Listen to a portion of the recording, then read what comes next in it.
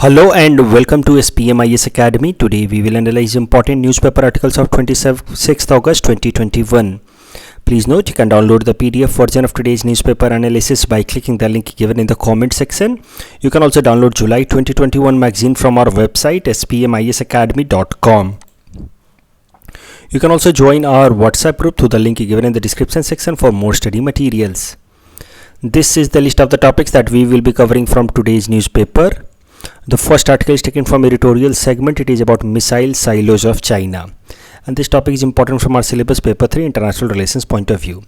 इस आर्टिकल की मदद से जो भी आइडियाज़ हम डिस्कस करेंगे वो डायरेक्टली मेंस में या प्रीलिम्स में नहीं आ सकता, डायरेक्ट नहीं पूछा जाएगा, बट फिर भी जो आइडियाज़ हम यहाँ पे देखेंगे उसकी मदद से आप कोई कहीं एक पॉइंट सब्सटेंशिएट कर सकते हैं while writing a mains answer to show कि how China is becoming aggressive in current times, या फिर China is a irresponsible power. तो देखते हैं इस आर्टिकल में क्या बताया गया. देखिए, करंट सिंपल सा न्यूज़ है, न्यूज़ काफ़ी छोटा सा है कि China is building more and more missile silos. तो सबसे पहले समझते हैं कि मिसाइल साइलोज होते क्या हैं. देखिए, missile silo is a missile launch facility. जब भी हम कोई मिसाइल बनाते हैं तो इसका मतलब ये नहीं है कि उसको पूरी तरह से रेडी मोड में रखते हैं हम लोग कि जब चाहें तब उसको ऑपरेट कर सकें अटैक मोड में. ऐसा नहीं होता. बहुत सारे मिसाइल्स डीमेटेड फॉर्म में होते हैं, यानी कि उसके पार्ट्स को सेग्रीगेटेड फॉर्म में रखा जाता है ताकि कोई इसका मिसयूज ना कर सके अगर वो किसी गलत हाथों में पड़ भी जाए तो. लेकिन अगर मिसाइल साइलोज बनाया जा रहा है, इसका मतलब ये है कि सारे के सारे जो मिसाइल के कॉम्पोनेंट्स हैं उसको एक जगह ला करके फिर इस्टेब्लिश किया जा रहा है, सेटअप किया जा रहा है in a ready for combat mode. तो missile silo is a missile launch facility. इस तरह की मिसाइल लॉन्च फैसिलिटी होती है जिसमें मिसाइल के तमाम कंपोनेंट्स को ला करके फिर असेंबल किया जाता है in a ready combat mode. It's consist of a vertical cylindrical structure. इस तरह का वर्टिकल सिलिंड्रिकल स्ट्रक्चर होगा. मिसाइल लॉन्च पैड होता है इसमें. It is constructed underground to keep it hidden from enemy satellites and spies. It is used to store and launch of intercontinental ballistic missiles. Intercontinental ballistic missiles वो होते हैं जो लंबी दूरी ट्रैवल करते हैं, 3000-4000 किलोमीटर. तो दूसरे देशों में एक होता है, देखिए, टैक्टिकल मिसाइल्स. टैक्टिकल मिसाइल जो छोटे दूरी पे होते हैं, 50 किलोमीटर, 100 किलोमीटर, इनको इस्तेमाल किया जाता है वॉर्स के टाइम में. मान लीजिए लड़ाई चल रही है तो बॉर्डर पे इस्तेमाल किया जाता है टैक्टिकल मिसाइल्स का. और दूसरे होते हैं ये इस तरह के इंटरकॉन्टिनेंटल बैलिस्टिक मिसाइल जो लंबी दूरी हिट कर सकते हैं. तो इसको वॉर के टाइम में नहीं, इसको आप कोई कंट्री पीस के टाइम में भी इस्तेमाल कर सकती है किसी दूसरे कंट्री के ऊपर अटैक करने के लिए. जनरली ये जो इंटरकॉन्टिनेंटल बैलिस्टिक मिसाइल्स होते हैं इनको अटैक के लिए ना यूज करके इसको बस सेट करके रखा जाता है. जैसे पाकिस्तान बहुत बार धमकी देता है कि हमने अपने इंटरकॉन्टिनेंटल बैलिस्टिक मिसाइल्स जो हैं वो दिल्ली पे, मुंबई पे सेट करके रखें. So these are some pressure tactics used कि देखिए हमारे पूरे निशाने पे है दिल्ली, हमारे पूरे निशाने पे मुंबई. इस तरह की धमकियां देता रहता है पाकिस्तान. ठीक है, वही उसका स्टैंडर्ड है. तो आई होप आप समझ रहे हैं कि जो टैक्टिकल मिसाइल्स होते हैं वो जो बॉर्डर पे इस्तेमाल किए जाते हैं, सच में उनका इस्तेमाल होता है लड़ाइयों के टाइम में. 50 किलोमीटर 60 किलोमीटर उनका रेंज होता है. लेकिन इंटरकॉन्टिनेंटल बैलिस्टिक मिसाइल्स रेंज काफ़ी लंबा होता है. इसको दूसरे कंट्रीज़ के इंपॉर्टेंट लोकेशंस पे, सिटीज़ पे टारगेट बना करके इस्टेब्लिश करके रखा जाता है जस्ट टू की pressurise the other country, enemy country. तो ये काम होता है इंटरकॉन्टिनेंटल बैलिस्टिक मिसाइल्स का. और इस तरह के कई सारे अब लॉन्च फैसिलिटीज़ बना रहा है चाइना, जहाँ पे इंटरकॉन्टिनेंटल बैलिस्टिक मिसाइल्स को असेंबल कर रहा है वो, और अलग अलग सिटीज़ को वो टारगेट पे रखेगा. मिसाइल साइलोज का फ़ायदा क्या होता है ये भी ज़रा समझते हैं. मिसाइल साइलोज का सबसे बड़ा फ़ायदा होता है कि अगर मान लीजिए कि दूसरी एनिमी, सामने वाली पार्टी, दूसरी देश अटैक भी करती है आपके ऊपर, तो उस केस में भी ये जो फैसिलिटीज़ हैं ये डिस्ट्रॉय नहीं होती हैं, क्योंकि ये अंडरग्राउंड है और बड़ा सा वर्टिकल सिलिंड्रिकल स्ट्रक्चर के से ये सराउंडेड है, यानी कि प्रोटेक्टेड स्ट्रक्चर है मिसाइल का. तो अगर सामने कोई दूसरी एनिमी कंट्री इस पर अटैक भी करती है तब भी ये सारे स्ट्रक्चर जो हैं डिस्ट्रॉय नहीं होंगे. तो इससे फ़ायदा क्या होता है, रिटेलिएशन की कैपेबिलिटी डेवलप होती है. डेटरेंस, रिटेलिएशन मतलब सामने वाले ने आप पे ऊपर अटैक किया, आपके पास काबिलियत है अगर हिट बैक करने की, तो कहा जाता है कि आपके पास रिटेलिएट करने की कैपेबिलिटी है. तो ये जो मिसाइल साइलोज होते हैं, ये जो मिसाइल साइलोज का सबसे बड़ा एडवांटेज कि एनिमी सैटेलाइट को पता नहीं चल पाता है. दूसरा, अगर सामने वाला एनिमी अटैक भी करता तो उस केस में ये डिस्ट्रॉय नहीं होता है और फिर रिटेलिएट करने की कैपेबिलिटी देता है. That creates a deterrence. Deterrence मतलब सामने वाले को सोचने पे मजबूर करता है not to attack. Deterrence is a kind of factor और a kind of feature that a country develops that prevents other country from attacking this particular country. तो उसको कहा जाता है deterrence. If India has a deterrence, that means other country will not attack India or it will think at least twice before attacking India. तो जब भी आपके पास second strike capability होगी, जिसको रिटेलिएट करने की कैपेबिलिटी कहते हैं, मतलब कि अगर सामने वाला आप पे हिट करे तो काउंटर हिट करने की अगर आपकी कैपेबिलिटी है तो कहा जाता है आपके पास डिटेरेंस है, सामने वाला आपके ऊपर हिट करने में 4 बार सोचेगा. तो ये जो मिसाइल साइलोज हैं they provide deterrence because they are providing counter attack capabilities, they are providing retaliatory capabilities.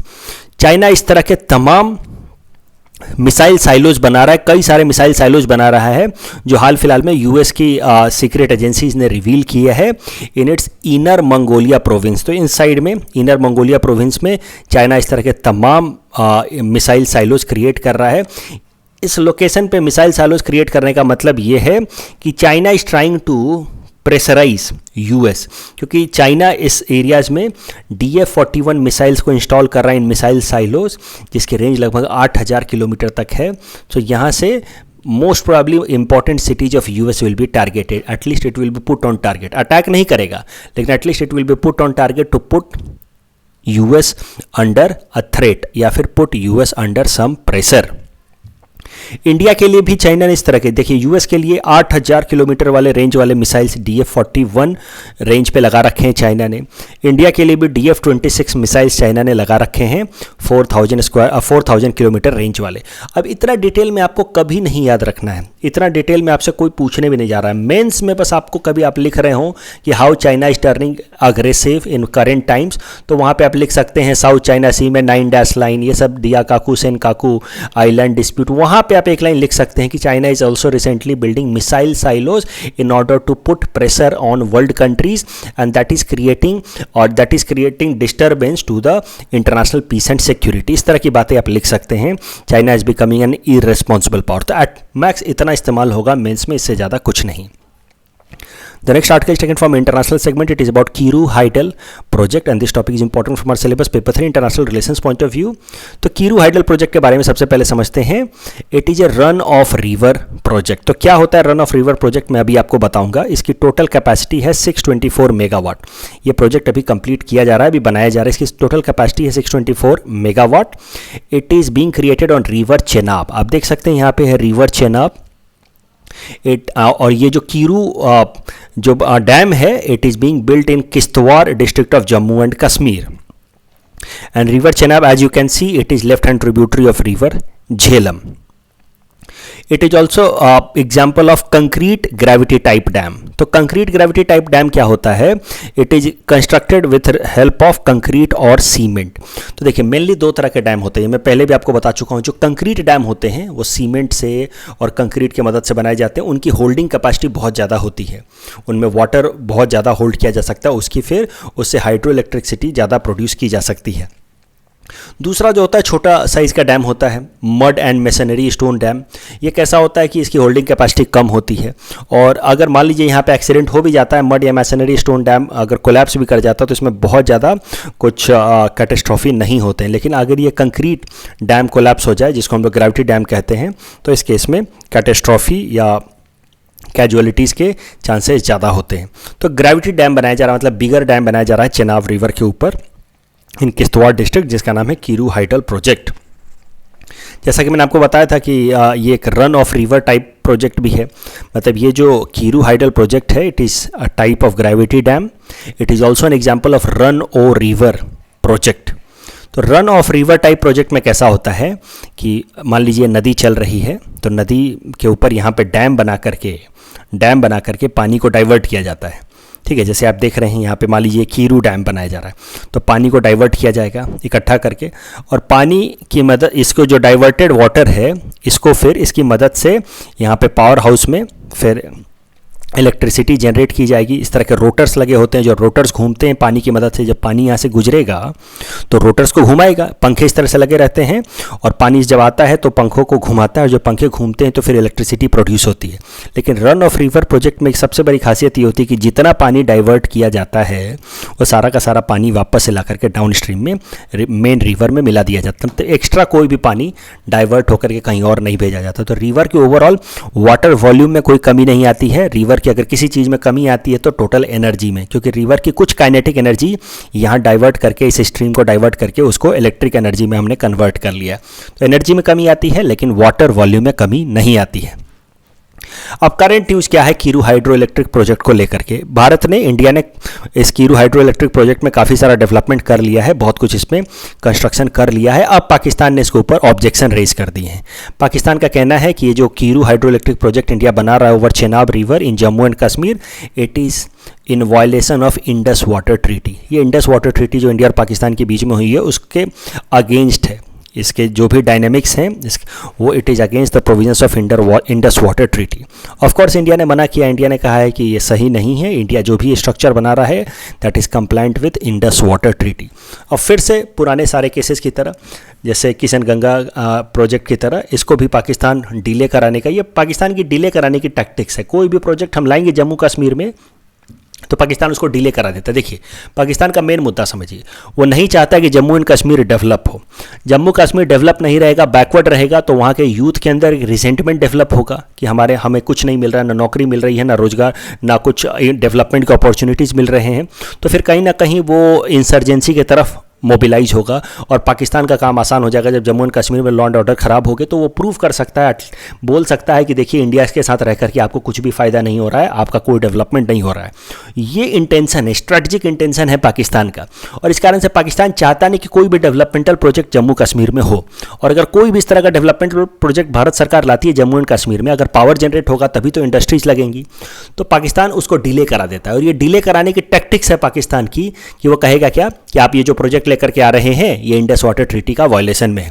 अब होगा क्या, भारत भले ठीक भी बना रहा होगा, अब वो मामला जाएगा इंटरनेशनल कोर्ट ऑफ आर्बिट्रेशन में, 5-6 साल तक वहां पे रहेगा। तो 5-6 साल तो डिले हो गया कम से कम project. This is the strategy of Pakistan in Jammu and Kashmir to delay all the developmental projects. और इसी स्ट्रैटेजी के तहत उसने कीरू हाइडल प्रोजेक्ट में भी ऑब्जेक्शन रेज कर दिया। इसके पहले भी उसने किशन गंगा प्रोजेक्ट में ऑब्जेक्शन रेज करके, जो झेलम रिवर के ऊपर है, काफ़ी टाइम तक इस प्रोजेक्ट को डिले कराया था।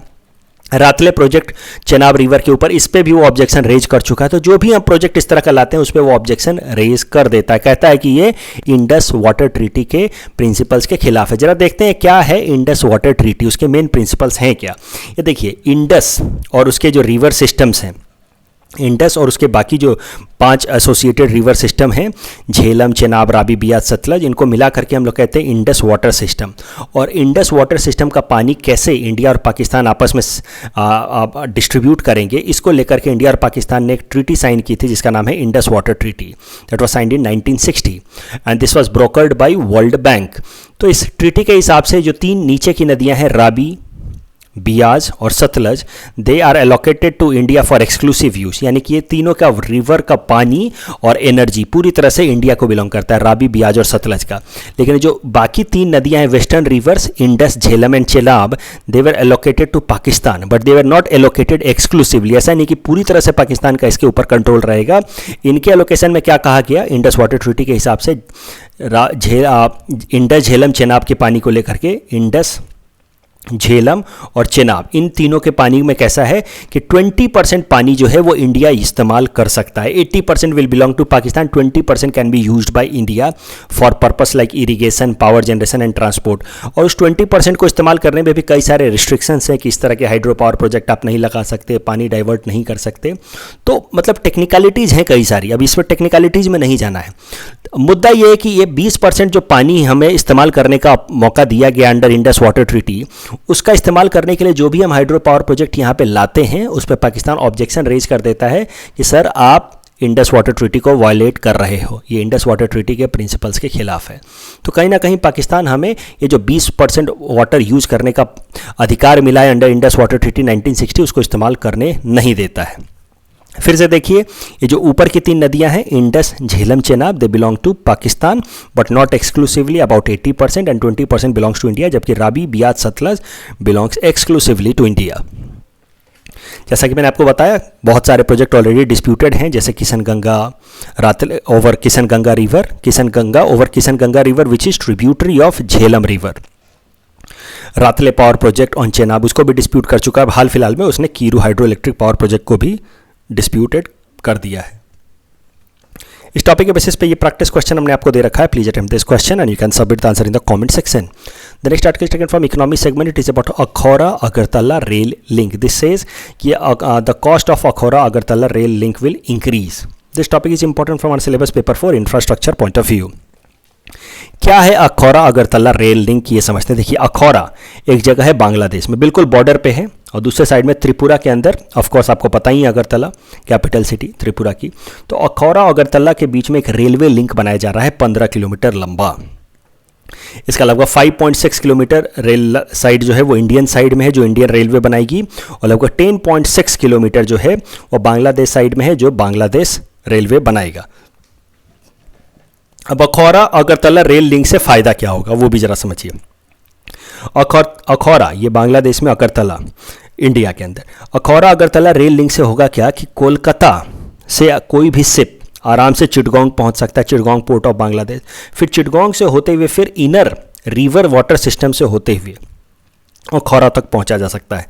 इंटरनल रिवर वाटर सिस्टम से होते हुए अखौरा तक पहुंचा जा सकता है। फिर अखौरा से अगरतला रेलवे लिंक की मदद से इंडिया में पहुंचा जा सकता है। तो इससे फ़ायदा क्या होगा कि नॉर्मली अगर हमें कोलकाता से अगरतला जाना होता वाया आसाम तो हमें 1600 किलोमीटर ट्रैवल करना होता।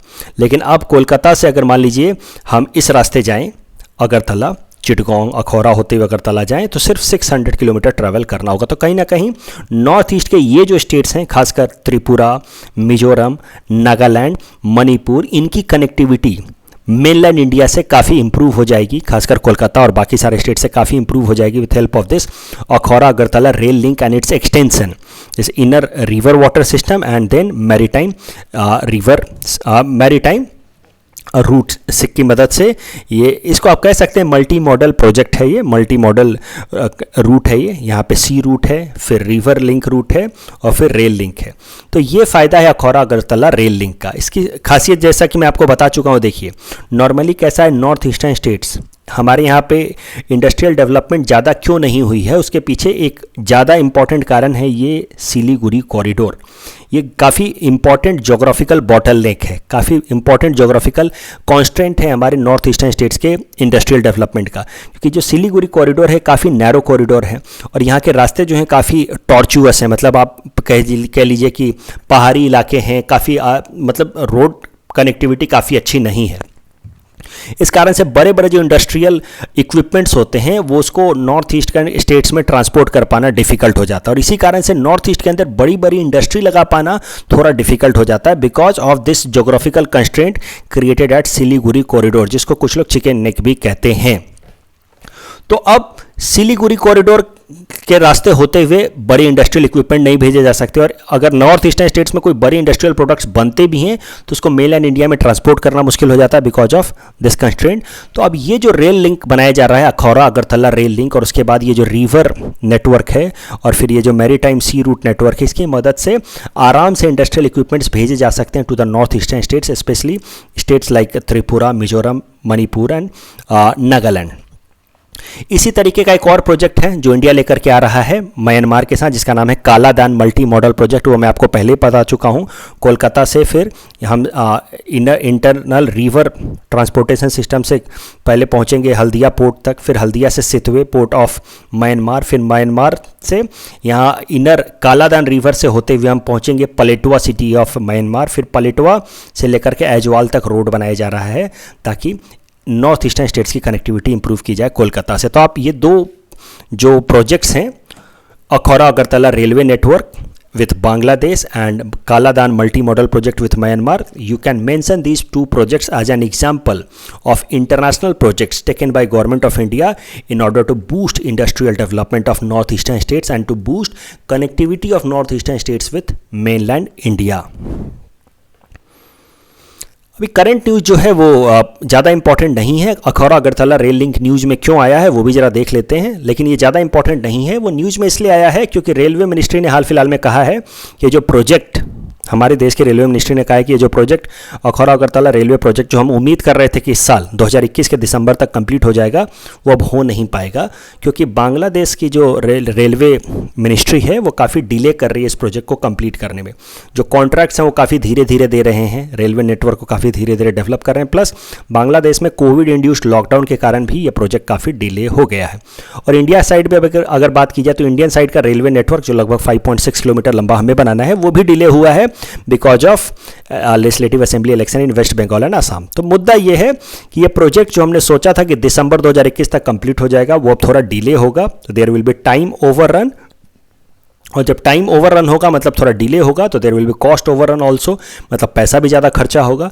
तो 569 करोड़ पहले खर्च होने वाले थे, लेकिन अब कॉस्ट बढ़ करके 741 करोड़ हो गया है।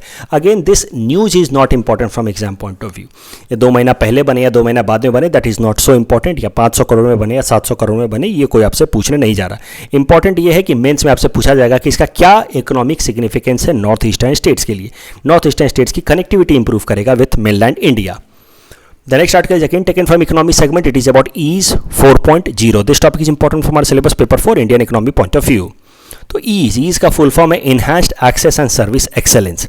ये जो ईज प्रोग्राम है that was launched in January 2018 by government of India, specially by finance ministry. इसका मेन ऑब्जेक्टिव है कि जो हमारी पब्लिक सेक्टर बैंक्स हैं यानी कि सरकारी बैंक्स हैं, उनके परफॉर्मेंस को इंप्रूव किया जाए ताकि उनकी ओवरऑल जो डिलीवरी है सर्विसेज की वो इंप्रूव हो। आप देखिए प्राइवेट सेक्टर बैंक्स में कितना अच्छा काम होता है। तो प्राइवेट सेक्टर बैंक में आप जब जाते हैं तो आपको अच्छा लगता है, एसी चल रहा है, हर कस्टमर को अच्छे से ट्रीटमेंट दिया जा रहा है, उनके सारे कंसर्न्स को सुने जा रहे हैं। वही सरकारी बैंक में जाइए तो आप देखते हैं क्या हालत होती है। तो सरकारी बैंक्स भी प्राइवेट सेक्टर बैंक की तरह सर्विस डिलीवरी कर पाएँ, इसके लिए ये प्रोग्राम लाई थी भारत सरकार 2018 में, EASE enhanced access and service excellence. तो ईज जो पहला जो साल था, पहला 2018 में जब लाया गया तो उसको कहा गया ईज 1.0। इसमें फोकस किया गया on reducing NPA of public sector banks. उसके अलावा स्मार्ट बैंकिंग यानी कि डिजिटल बैंकिंग को प्रमोट करने पे फोकस किया गया। फिर 2019 में लाया गया ईज 2.0। इसमें फोकस किया गया कि लिक्विडिटी इंप्रूव की जाए बैंक्स की, मतलब ओवरऑल उनके पास पैसा ज़्यादा आए। बैंक्स का मर्जर, कई सारे बैंक्स का मर्जर किया गया, आपको पता है 27 बैंक्स का मर्जर करके जो पब्लिक सेक्टर बैंक्स हैं, कई सारे मर्जर के बाद अब बस 12 पब्लिक सेक्टर बैंक्स बचे हैं। तो series of mergers were done under EASE 2.0। फिर 2020 में लाया गया ईज 3.0, जिसमें फोकस था अगेन ऑन डिजिटल बैंकिंग, जिसको कहा गया पाम बैंकिंग। हर आदमी के पाम में बस हथेली में मोबाइल फ़ोन और मोबाइल फ़ोन की मदद से तमाम फाइनेंशियल सर्विसेज उसके पास पहुंच जाए, जिसको कहा गया palm banking. Banking on the go, तो मतलब हर इंपॉर्टेंट मॉल में, शॉपिंग सेंटर्स में, इंपॉर्टेंट कॉम्प्लेक्सेज में, रेलवे स्टेशंस पे इम्पॉर्टेंट सिर्फ एटीएम मशीन नहीं, एक इम्पॉर्टेंट इस तरह का बैंकिंग फैसिलिटी प्रोवाइड किया जाए। ये कॉन्सेप्ट लाया गया था ईज 3.0 में। इसमें जो भी बेसिक बैंकिंग के काम होते हैं, चेक जमा करना, चेक से कैश कराना, वो सारी फैसिलिटी आपको छोटे से एक सेंटर में प्रोवाइड कर दी जाए, जिसको नाम दिया गया है बैंकिंग ऑन द गो। ये कई सारे जगहों पे शुरू भी हो गया है, छोटा छोटा इस तरह का बैंकिंग सेंटर, जैसे शॉपिंग मॉल वगैरह में, लेकिन अभी पूरी तरह से इम्प्लीमेंट हर जगह तो नहीं हुआ है। गुवाहाटी में तो मुझे नहीं लगता कि एक भी बैंकिंग ऑन द गो का सेंटर है। अब 2021 में लाया गया है ईज 4.0। हमारी फाइनेंस मिनिस्टर निर्मला सीतारमन जी ने लाया है ईज 4.0। तो हर साल एक अगला सीरीज आता रहता है, ठीक है, नई नई फिल्मों की तरह, पार्ट 1, पार्ट 2, पार्ट 3। तो 2021-22 में आया गया है ईज 4.0। अगेन ईज 4.0 का फोकस वही है, डिजिटल बैंकिंग को इम्प्रूव कराया जाए। सरकार का मेन पर्पस यही है कि लोगों को बैंक ना जाना पड़े, डिजिटल सर्विसेज उनको घर बैठे बैठे मोबाइल पे और लैपटॉप के थ्रू मिल जाए, वो भी सेफ और सिक्योर तरीके से। ऐसा ना हो कि कोई बैंक फ्रॉड हो उसमें। तो that is the focus area of EASE 4.0। Again अभी जो रिपोर्ट पब्लिश की है निर्मला सीतारमन जी ने ईज 4.0 की, उसके साथ ही साथ उन्होंने ईज 3.0 के अंतर्गत जो डेवलपमेंट्स हुए हैं बैंक्स के, जो प्रोग्रेस हुए हैं, वो भी रखा है। तो Progress report of EASE 3.0 also has been presented yesterday by our Finance Minister Nirmala Sitharaman जी ने। तो कुछ इंपॉर्टेंट बातें जो आपको ध्यान रखनी है, जो कल बताई है निर्मला सीतारमन जी ने। 5 साल में पहली बार हमारे जो सरकारी बैंक्स हैं वो फ़ायदे में आए हैं, प्रॉफिट में आए हैं। पिछले 5 सालों से कंजिक्यूटिव लॉस झेल रहे थे, सक्सेसिव लॉस झेल रहे थे। पहली बार in this particular year, fiscal year 2021, और public sector banks have registered a profit of 31,000 crore.